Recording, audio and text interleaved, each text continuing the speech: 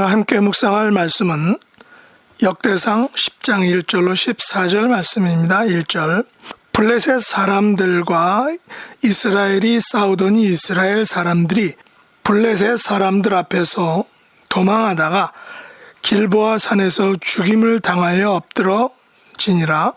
블레셋 사람들이 사울과 그 아들들을 추격하여 블레셋 사람들이 사울의 아들 요나단과 아비나답과 말기수아를 죽이고 사울을 맹렬히 치며 활 쏘는 자가 사울에게 따라 미치매 사울이 그 쏘는 자로 말미암아 심히 다급하여 사울이 자기의 무기를 가진 자에게 이르되 너는 칼을 빼어 그곳으로 나를 찌르라. 할례받지 못한 자들이 와서 나를 욕되게 할까 두려워하노라. 그러나 그의 무기를 가진 자가 심히 두려워하여 행하기를 원하지 아니하매 사울이 자기 칼을 뽑아서 그 위에 엎드러지니 무기 가진 자가 사울이 죽은 것을 보고 자기도 칼에 엎드러져 죽으니라. 이와 같이 사울과 그의 세 아들과 그 온 집안이 함께 죽으니라. 골짜기에 있는 모든 이스라엘 사람이 그들의 도망한 것과 사울과 그의 아들들이 다 죽은 것을 보고 그 성읍들을 버리고 도망하며 블레셋 사람들이 와서 거기에 거주하니라.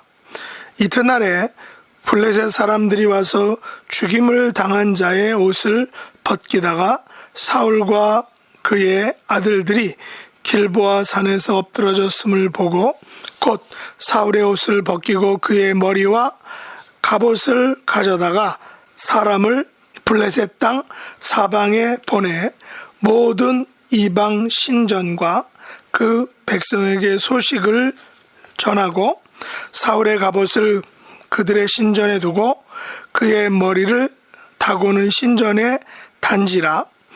길르앗 야베스 모든 사람이 블레셋 사람들이 사울에게 행한 모든 일을 듣고 용사들이 다 일어나서 사울의 시체와 그의 아들들의 시체를 거두어 야베스로 가져다가 그곳 상수리 나무 아래에 그 해골을 장사하고 7일간 금식하였더라.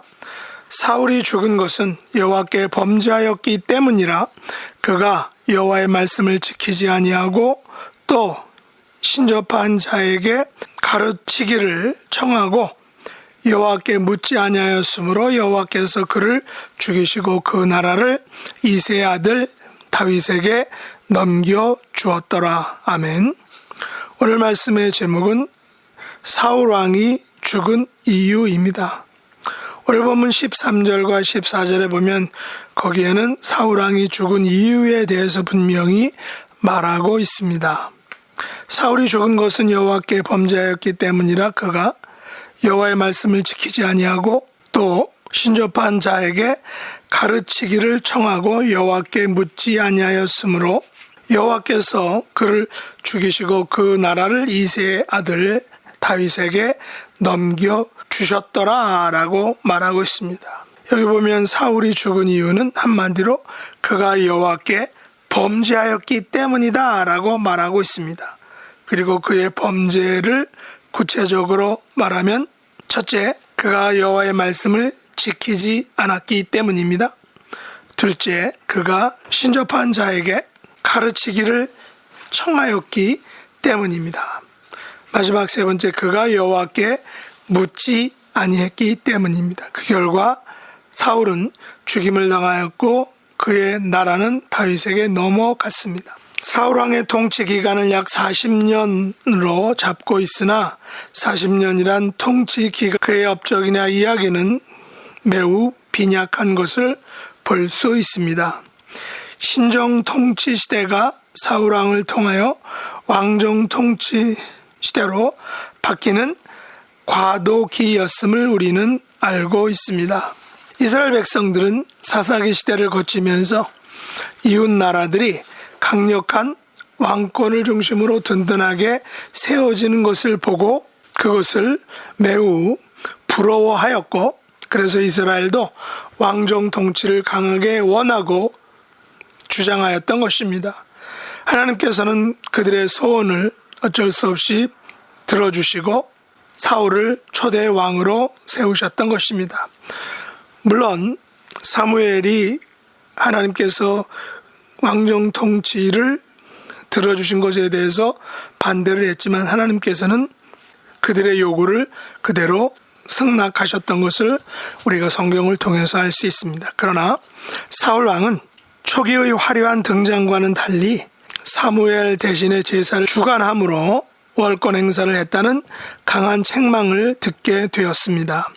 더욱이 블레셋과의 대치 상황에서 골리앗을 맞아 어쩔 수 없는 상황에 처했을 때 소년 다윗의 등장과 다윗이 골리앗을 죽인 사건으로 백성들에게 사울은 천천히요 다윗은 만만이라 라는 노래 가사에 충격을 받아 그 후로 계속하여 다윗에 대한 시기심과 열등감으로 인해 다윗을 적대시하고 여러 번 죽이려 했던 것을 우리가 알 수 있습니다. 분명히 사울 왕의 주적은 블레셋과 같은 주변 나라들이었지만 실제로는 그의 통치 기간 동안 사울이 싸운 대상은 바로 다윗이었던 것입니다. 다윗은 사울의 시기심 때문에 오랫동안 시기와 미움을 받아 도망자의 신세로 살 수밖에 없었던 것입니다. 물론 다윗에게서는 이 기간이 하나님께서 다윗을 훈련시키는 훈련 기간이었고 믿음이 성장하는 기간임을 우리가 또 볼 수 있습니다. 역대기 기자는 사울 왕의 등장과 그의 왕으로서의 자질과 업적에 대해서는 침묵하고 있습니다. 대신에 그의 죽음에 대해서 간략하게 어떻게 보면 자세하게 기술하고 있습니다. 사울 왕은 블레셋과의 길보아 전투에서 패하였습니다. 그 전투에서 사울은 요나단과 아비나답과 말기수와 세 아들을 잃었습니다. 사울 왕도 패하고 도망가다가 적군에게 죽을 위기에 처하자 자기 무기를 드는 자에게 자신을 죽여달라라고 말했지만 감히 그 부하는 사울 왕을 죽이지 못하자 사울은 자기 칼을 뽑아서 자살을 하였던 것입니다. 이에 겁이 난 무기 가진 자도 사울 왕을 따라 자살했다라고 오늘 성경이 말하고 있습니다. 그래서 길보아 전투에서 사울과 그의 세 아들과 그 온 집안이 함께 죽게 되었다라고 역대기 기자는 말하고 있습니다. 하루아침에 세 명의 아들을 잃은 사울의 입장에서는 더 이상 목숨을 연명하고픈 생각이 사라진 듯합니다. 그러나 무엇보다도 사울이 자살할 가장 큰 이유는 4절 말씀처럼 사울왕 자신이 할례받지 못한 자들에게 욕되게 하여 죽임을 당할까에 대한 염려였던 것입니다. 사울왕은 죽는 순간까지도 자존심만큼은 센 사람 같습니다. 백성들의 입에서 사울은 천천히요, 다윗은 만만이란 말을 듣고 자존심이 상하여 평생 동안을 다윗을 죽이려고 온갖 힘과 권력과 사람들을 다윗을 죽이는 데 동원했던 것입니다. 그러나 그 결과는 실패였습니다. 우리들은 사울왕의 죽음을 보면서 무엇을 생각하게 될까요? 하나님 앞에서 우리의 모습은 겉모습이 아닌 성실한 모습과 믿음임을 기억해야 할 것입니다. 하나님께서는 우리 안에 있는 다른 사람에 대한 시기심과 미움과 질투를 내려놓기 원하실 것입니다. 만일 사울 왕에게 다윗에 대한 시기심과 질투가 없었더라면 그의 통치는 어쩌면 전혀 달라졌을지 모를 것입니다. 물론 쉽게 이것을 우리가 가정할 수는 없습니다.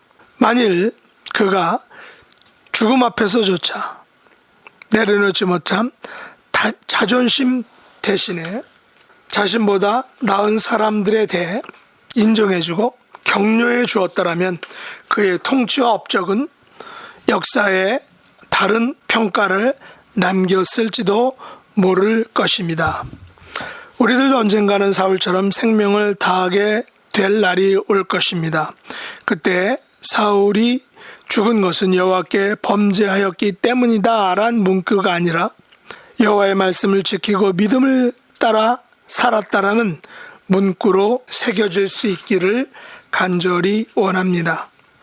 이런 삶을 살아가는 하나님의 자녀들이 될 수 있기를 예수님의 이름으로 축복합니다. 기도하겠습니다. 하나님 아버지, 저희들도 언젠가는 사울처럼 죽음을 맞이할 것인데 그때 사울처럼이 아닌 하나님의 말씀을 지키고 믿음을 따라 살았다라는 평가를 받을 수 있는 복된 믿음의 자녀들이 될 수 있도록 은혜 베풀어 주시옵소서. 예수님의 이름으로 간절히 기도드렸나이다.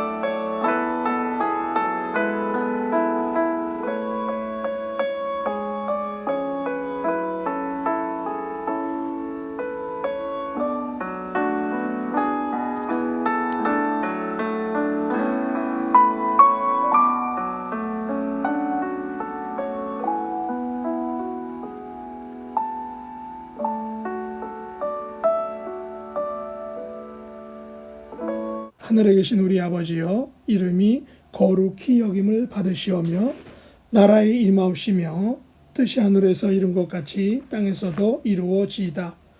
오늘날 우리에게 일용할 양식을 주옵시고 우리가 우리에게 죄 지은 자를 사하여 준 것 같이 우리 죄를 사하여 주옵시고 우리를 시험에 들게 하지 마옵시고 다만 악에서 구하옵소서. 대개 나라와 권세와 영광이 아버지께 영원히 싸움나이다. 아멘.